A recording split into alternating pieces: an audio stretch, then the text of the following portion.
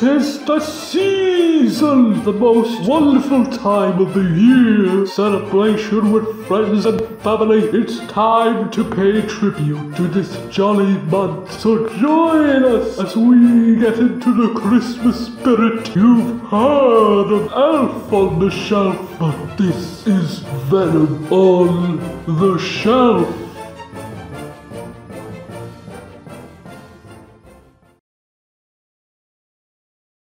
The classic charming 60s tale of a Scrooge-like fur beast who hates Christmas, torments the townsfolk of Whoville before learning the true nature of the holiday. It's a classic!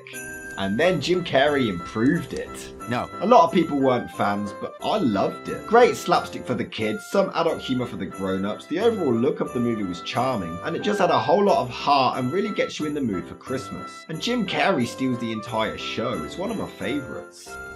Time to remake it, but make it animated! It's the opposite of Disney. I must stop this whole thing.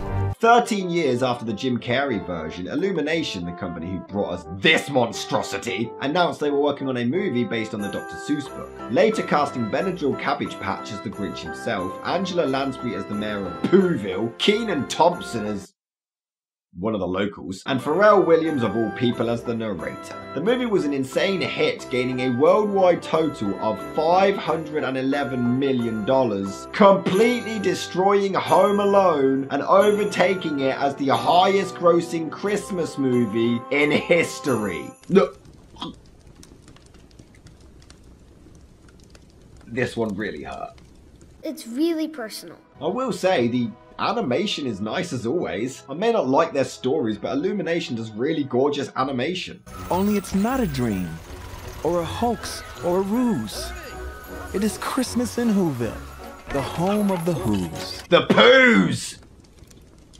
Well, you know, insert some joke off the band with the Who, whichever you prefer. It is better this way. But I've always wondered how the hell the Grinch has a damn dog. Isn't his home built up of all the trash he's collected over the years? Did someone throw away a dog? If so, bastards! Not on my watch, you don't. But immediately, and I'll admit I'm being biased because of my love for the Carrey version, I just think the charm is gone with animation. I know it started as animation, boo-hoo, blow me! But this will become an issue with the entire movie, not just with the animation, so it remains valid. But don't worry, remember how Jim Carrey ruined the Grinch with the last film? Why don't we destroy the theme song? Yo, mean one, you really are a heel. You're as cuddly as a cactus, you're as charming as an eel.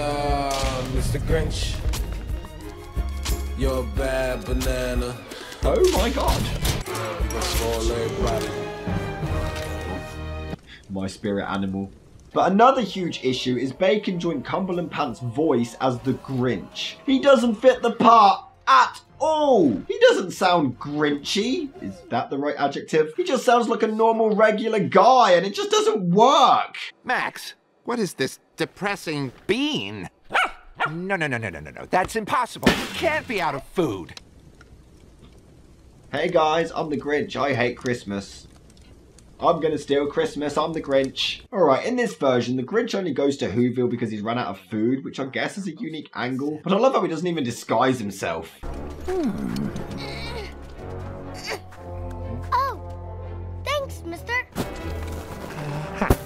Hey!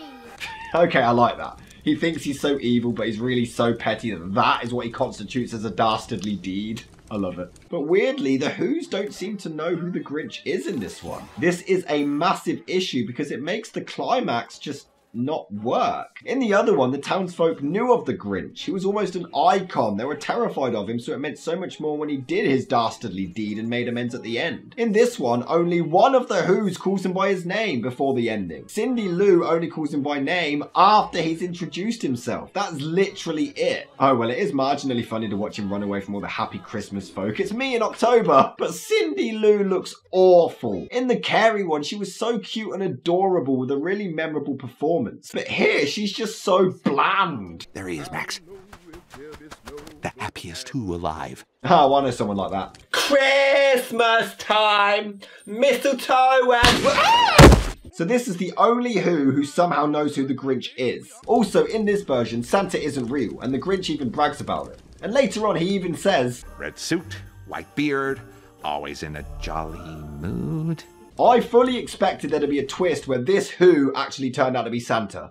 It seemed like all the arrows were pointing that way. Guess what? Never happens.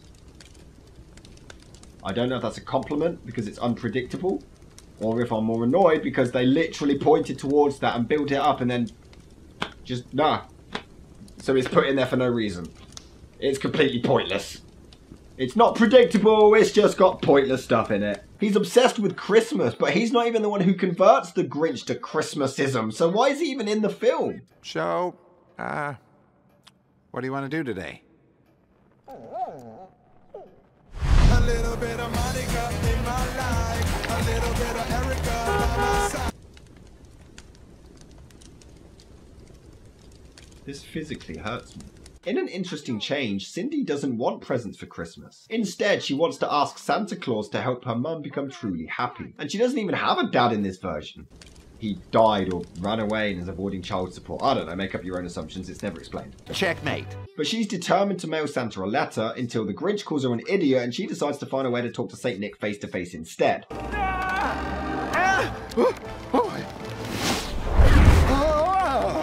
oh boy. Gee, I wonder what's gonna happen. Shocker. What in the world is happening? And we get a flashback like in the last one, but here the Grinch is in a damn orphanage. Jesus Christ, does he get beaten too?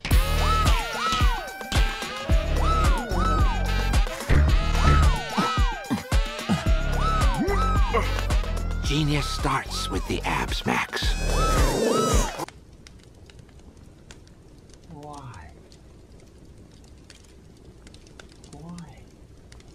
The Grinch making the mayor kiss a dog's ass is ridiculous, but this is fine. Highest grossing Christmas film of all time! Whoa, that is crazy! Alright, it is a little funny when he claims to have this huge plan, pulls out a massive blackboard, but it just has Santa Claus written on it. How about this? I'm gonna sit in the living room with my eyes wide open like this. And if I start to drift off, I'll just open them wider! I'm pretty sure you're gonna fall asleep. Same. Okay, so Cindy and her friends plan to stay up all night to meet Santa Claus and ask for his help. But my god, this Cindy is just so boring. She doesn't stand out whatsoever from any of the other Who's. She's just part of the background. And there's like no story here. No character is developed upon, not even the damn Grinch really. We'll get onto that more later. But he's literally just walking around killing time before he's due to steal Christmas. That's all this is.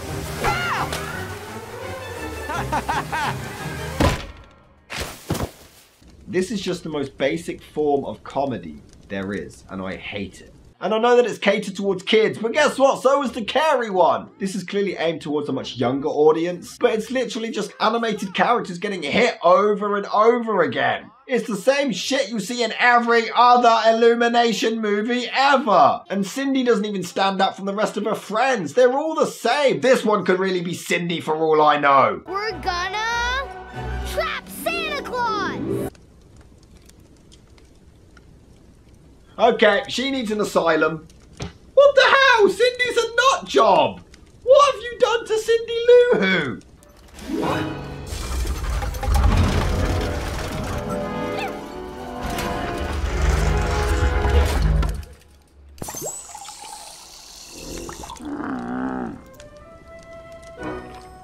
This is an 85-minute movie, and somehow it drags so much. It's unbelievable, really. Why is this feature length? People who dislike the Carey one were upset it added things that weren't in the book, but it clearly needed to, otherwise you get a snore fest like this. Max, are you okay?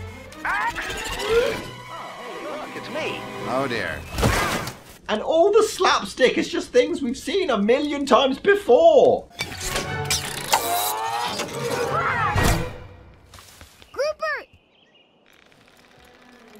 Rupert? Hey guys.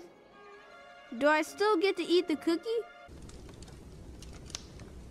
This humour is actually giving me AIDS. And then randomly the moose finds his kid and wife or something. Yeah, this is exactly what the runtime needed. Look, I get it. The Grinch realises, oh, the moose has a family and lets them go off together, showing he has some kind of heart. But the issue is, it comes right the hell out of nowhere. The pacing and writing in this movie is fucking atrocious. How did I end up with such a wonderful daughter? Who wants to kidnap Santa Claus and perform experiments on him. Oh, and even Pharrell Williams' voice is off. They couldn't even get the narrator right. There's nothing magical or whimsical in his voice whatsoever. The Grinch was now ready to start his big trip. He stood like a captain aboard a great ship. He's just so bland, it's like he's not even trying. Every Who down in Whoville liked Christmas a lot, but the Grinch, who lived just north of Whoville, did not. And the one speck of food that he'd left in the house was a crumb that was even too small for a mouse. Gadgets and gizmos and dolls with strange names, goofballs and schloofballs and video games. This movie sucks ass balls. Oh, and then the Grinch is captured. Jesus, Cindy Lou Who or Cindy Lou McAllister. I want you to help my mom. Please sexually pleasure her. You can be my new step Grinch. So this is how the Grinch begins to realise the true meaning of Christmas. But as explained, it doesn't have nearly as much of an impact because she didn't know him beforehand. He's just a stranger. With the last one, everyone knew the Grinch, knew his past. He was feared. Cindy had time with him before he started to learn the error of his ways. This is so rushed, it's ridiculous. And for a movie that's so short, the whole third act is really incredibly rushed from here on out. Because literally just 3 minutes later, that's not an exaggeration. 3 minutes after that scene, check for yourself. That sounds nice. The Who's realise their presents have been stolen. Just 3 minutes after he starts to realise the true meaning of Christmas. Christmas isn't here. And besides, I already have the greatest gift I could ever get. You. You do have 2 other little boys as well that you're forgetting. But they feel really loved right about now.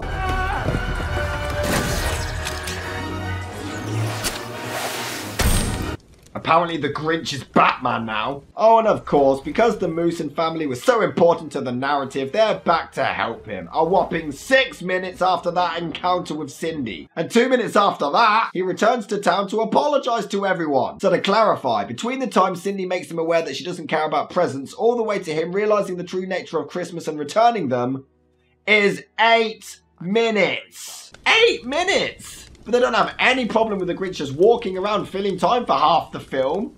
The structure of this movie is awful. I mean, in this version, the Grinch doesn't just go all out and steal Christmas immediately on Christmas Eve. He starts doing it around the 21st, giving himself more time to plan and gather together his gadgets, which is a cool idea, but there's so much wandering around and filler, it's so boring. So when he returns the presents and apologises for his mistakes, his motivations are so completely rushed, it means nothing. And then Cindy visits him 10 minutes after their initial encounter, and it means nothing. She didn't know him. Also, how the hell does she know where he lives? No one in town seemed to know him except the not Santa guy, and the Grinch reconciles with everyone in a heartbeat. But I'm not alone anymore. And I have all of you to thank for it. You don't know any of them. Is that the message of the film? Spend Christmas with complete strangers? This movie is dick cheese splooged on a rhinoceros's granny. That was beautiful. The animation is nice, there's a couple of cool changes and some slightly amusing moments, but it's completely littered with overused animated gags. The voice acting is decent but don't fit the characters and seem out of place. The pacing is horrendous, the writing terrible. It's just an awful remake, or if you want to look at it in a different way, an awful adaptation. And that was The Grinch. Join me tomorrow where we take a look at another remake destroying a classic. Can't get enough of those.